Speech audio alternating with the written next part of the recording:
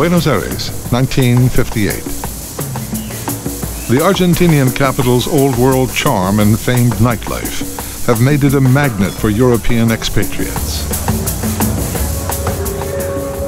It is also a magnet for Nazi war criminals, fugitives like Dr. Joseph Mengele, the angel of death.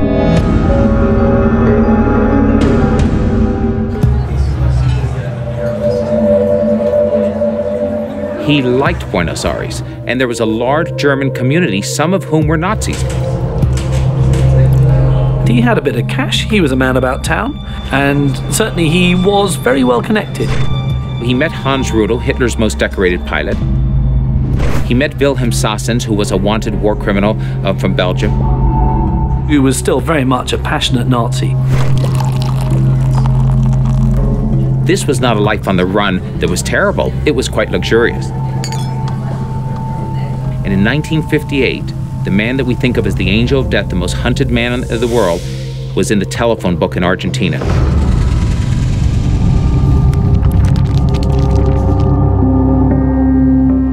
One of the things that happens that changes everything for Mengele is that in 1959, he's indicted by the West German government.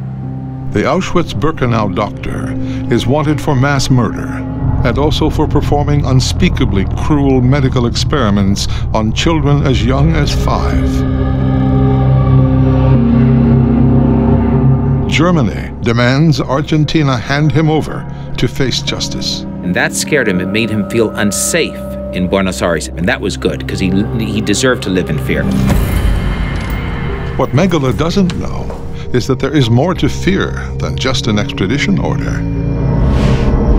Israeli agents are on the hunt for Nazis in Argentina, and they've already caught one. He took off his clothes to make sure that he doesn't got any weapon or razor blade to kill himself.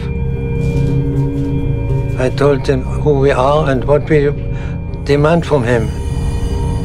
Adolf Eichmann, the architect of Hitler's final solution, is in Israeli hands.